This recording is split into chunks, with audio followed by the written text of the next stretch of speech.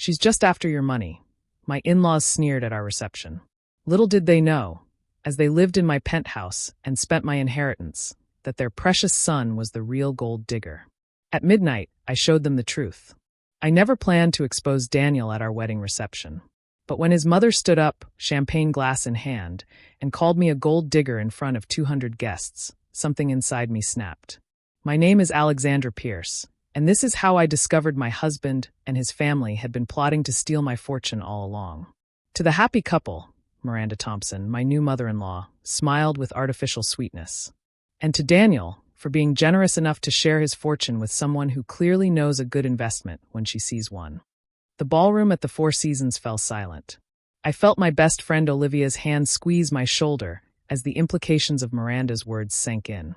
My husband Daniel just sat there, a strange smile playing at his lips.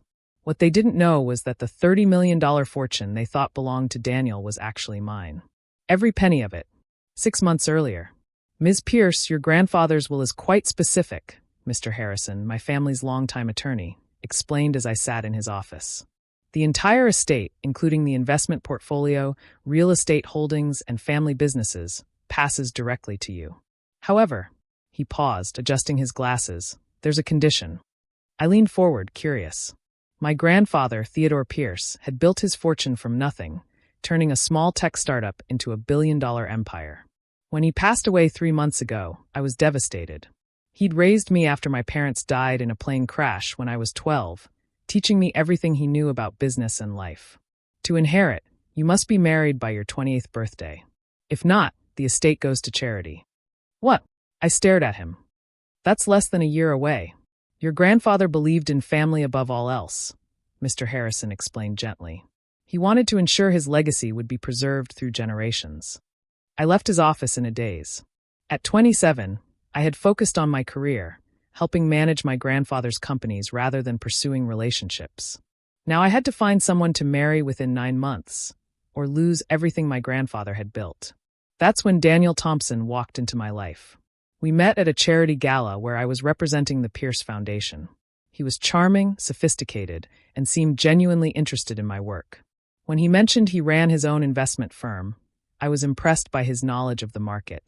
"It's refreshing to meet someone who understands business," he said over dinner on our third date. "Most women's eyes glaze over when I talk about market strategies." What I didn't tell him was that I wasn't just familiar with business. I was secretly running one of the largest private investment portfolios in the city. As far as the world knew, Pierce Enterprises was being managed by a team of trustees until the heir was ready to take control. Our relationship moved quickly. Daniel was everything I thought I wanted: intelligent, ambitious, and from a good family. His parents, Richard and Miranda Thompson, welcomed me warmly, though something about their perfect smiles never quite reached their eyes. "We're just so pleased Daniel has found someone suitable," Miranda said during our first dinner together, her gaze lingering on my designer dress. I should have noticed the red flags. The way Daniel casually mentioned his struggling investment firm. How his parents constantly talked about their financial troubles. The pointed questions about my family's wealth. But I was racing against time, and Daniel proposed after just 4 months. The prenup he suggested seemed reasonable. What was his, what was mine was mine. I signed it without hesitation, never revealing that I was about to inherit millions. The wedding was lavish, exactly what you'd expect from the heir to the Pierce fortune. Only it wasn't advertised as my fortune. Somewhere along the way, rumors had started circulating that Daniel was the wealthy one, that he was the secret heir to the Pierce estate. I never corrected them, curious to see how it would play out. The truth was, I had discovered something disturbing 2 weeks before the wedding. Late one night, I overheard Daniel on the phone in his study. "Everything's going according to plan, Mom," he was saying. "Once we're married, I'll have access to her accounts. The prenup won't matter. She doesn't even know what she's worth. By the time she figures it out, the money will be gone." I should have called off the wedding then, but my grandfather's voice echoed in my head. "In business, Alexandra, sometimes you have to let your enemies think they're winning." So I played along. I watched Daniel and his family grow more confident, more arrogant. They moved into my penthouse, claiming it was Daniel's wedding gift to his parents. They spent my money, drove my cars, and treated my staff like their servants. And now, at my own wedding reception, Miranda Thompson was calling me a gold digger. I checked my watch. 11:45 p.m. In 15 minutes, at the stroke of midnight, my grandfather's will would be officially executed. The trustees would step down, and the true owner of Pierce Enterprises would be revealed. I caught Mr. Harrison's eye across the room. He nodded slightly, patting his briefcase. Everything was ready. Daniel leaned over and kissed my cheek, whispering, "Don't let my mother upset you, darling. After all, what's mine is yours now." I smiled back, thinking of the documents waiting to be revealed. "Yes, dear. Everything will be clear very soon." As the reception continued, I watched Daniel and his family work the room like they owned it. Miranda was showing off her son's luxury penthouse to impressed guests, while Richard bragged about the Pierce family yacht they'd be using for their upcoming vacation. "It's all thanks to Daniel's brilliant investments," Richard boasted to a group of wide-eyed listeners. "He's turned the Pierce fortune into something truly remarkable." I sipped my champagne, remembering the real story behind those brilliant investments. 3 days after overhearing Daniel's phone call, I had my private investigator, Marcus Sullivan, deliver a troubling report. "Daniel Thompson's investment firm is a shell," Marcus had explained, spreading photographs across my desk. "He's never made a successful trade. The office he showed you? Rented by the day. His client list? Completely fabricated. The photos showed Daniel meeting with known fraudsters, entering underground gambling establishments, and most damning of all, transferring large sums of money from elderly clients' accounts into his personal offshore holdings. He's being investigated by the SEC," Marcus continued. "They're close to building a case against him for investment fraud. His entire business is a Ponzi scheme." I had thanked Marcus and immediately called Mr. Harrison. "I need you to protect my inheritance," I told him. "And I have a plan."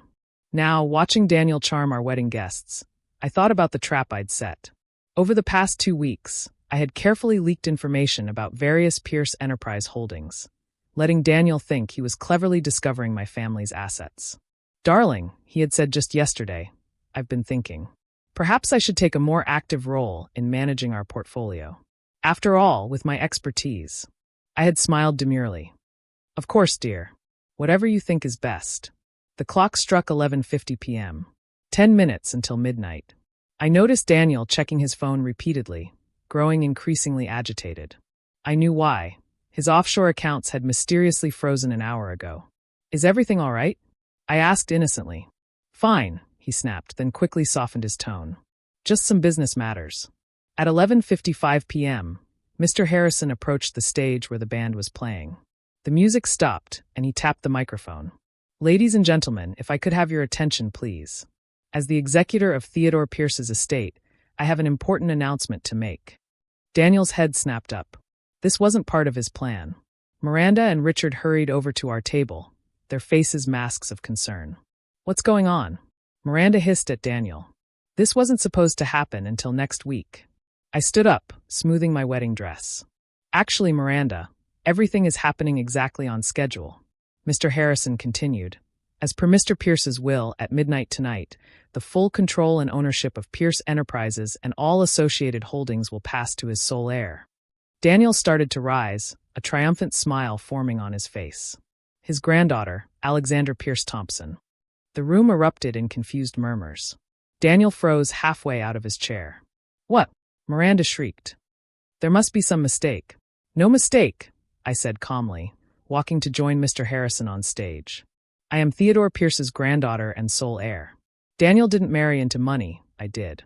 I nodded to Mr. Harrison, who opened his briefcase and began distributing documents to key guests, proof of my inheritance, evidence of Daniel's fraud, and copies of the SEC investigation reports.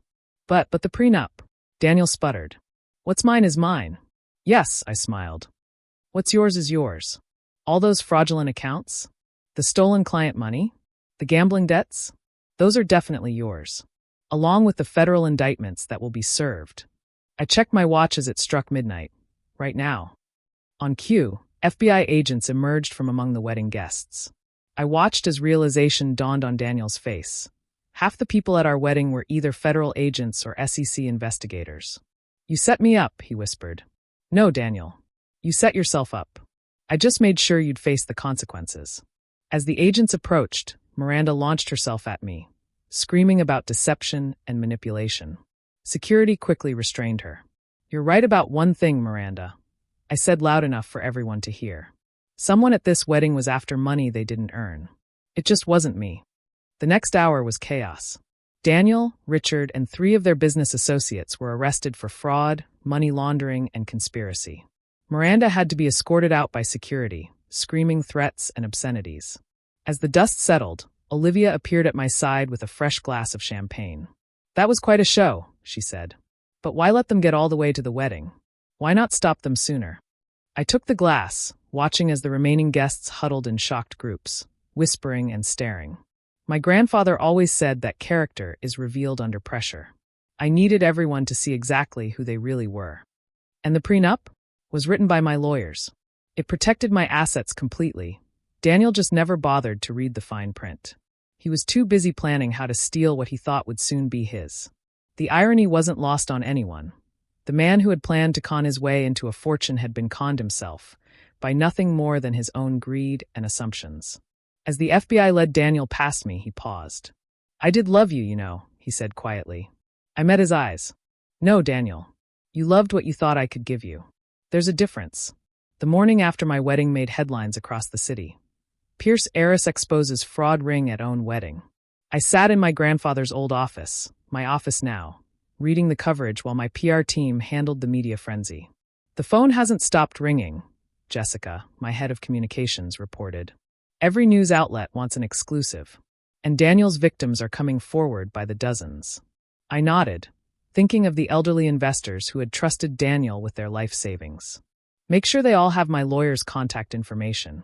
We're setting up a restitution fund." "Using your own money?" Jessica asked, surprised. "My grandfather always said wealth comes with responsibility," I replied. "These people were targeted because of their connection to my family's name. Making it right is the least I can do." The next few weeks were a whirlwind of damage control and revelations. The FBI investigation uncovered that Daniel's scheme went deeper than anyone suspected. He and his father had been running similar cons for years, using their social connections to target wealthy families. Miranda, who had avoided arrest that night, didn't stay quiet for long. She appeared on a morning talk show, playing the role of the devastated mother. "We had no idea what Daniel was doing," she claimed tearfully.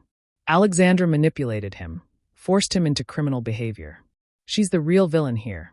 I watched the interview in my office with Olivia, who snorted in disgust. "Should we respond?" "No need," I smiled, pointing to my laptop screen.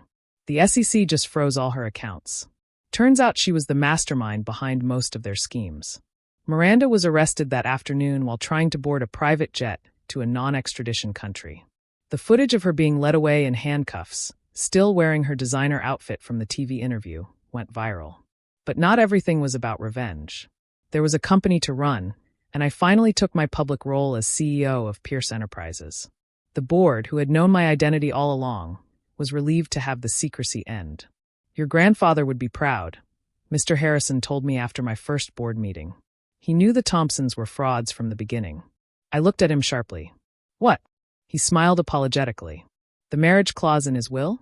It wasn't about preserving family legacy. It was about protecting you. He discovered Daniel's scheme months before he died. Why didn't he tell me? He said you needed to learn to recognize predators on your own. In his words, Alexandra needs to understand that not everyone who smiles is a friend." Tears pricked my eyes. Even from beyond the grave, my grandfather was teaching me. 6 months after the wedding, I sat in a courtroom watching Daniel and his family face justice. The evidence was overwhelming: decades of fraud, hundreds of victims, millions in stolen funds. Daniel looked older, his designer suits replaced by prison orange. When he was allowed to speak, he turned to face me. "I want to apologize," he began. "Save it," I cut him off. "The only thing you're sorry about is getting caught." The judge sentenced them to substantial prison terms. 15 years for Daniel, 20 for Richard, and 12 for Miranda. Their assets were seized, their reputation destroyed. As I left the courthouse, a young reporter called out, "Ms. Pierce, do you regret going through with the wedding? Why not expose them sooner?" I paused, thinking about everything that had happened. "Sometimes," I replied, "justice needs an audience." My wedding didn't just expose their crimes. It showed everyone that appearances can be deceiving, and that the truth always comes out. 1 year later, I stood in my office, looking out over the city. Pierce Enterprises had thrived under my leadership, expanding into new markets and launching initiatives to protect vulnerable investors. The restitution fund had helped restore the savings of Daniel's victims, and our new financial literacy program was teaching people how to recognize and avoid investment fraud. The wedding video, which captured everything, had become a training tool for law enforcement agencies studying confidence schemes. Sometimes I watched it, not out of bitterness, but as a reminder of how far I'd come. My assistant knocked on the door. "Ms. Pierce, your next appointment is here. It's another victim support group." I grabbed my tablet, ready to share my story again. These meetings were important. They helped people heal, helped them understand they weren't alone or stupid for being deceived. "Oh, and this arrived." She handed me an envelope. Inside was a letter from Daniel, sent from prison. I didn't need to read it to know it would be another attempt at manipulation, another plea for forgiveness or help. I dropped it in the shredder unopened. Some chapters are better left closed. As I headed to my meeting, I passed the portrait of my grandfather in the hallway. His eyes seemed to twinkle with approval. He had taught me that true wealth isn't just about money. It's about integrity, justice, and using your power to help others. The Thompsons had thought I was an easy target, a naive heiress they could manipulate and rob. Instead, they learned a valuable lesson. Sometimes the prey you choose turns out to be the predator. My wedding might not have given me the marriage I wanted, but it gave me something more valuable. The confidence to stand on my own, the wisdom to see people for who they really are, and the strength to fight for what's right. And that, as my grandfather would say, is worth more than all the money in the world.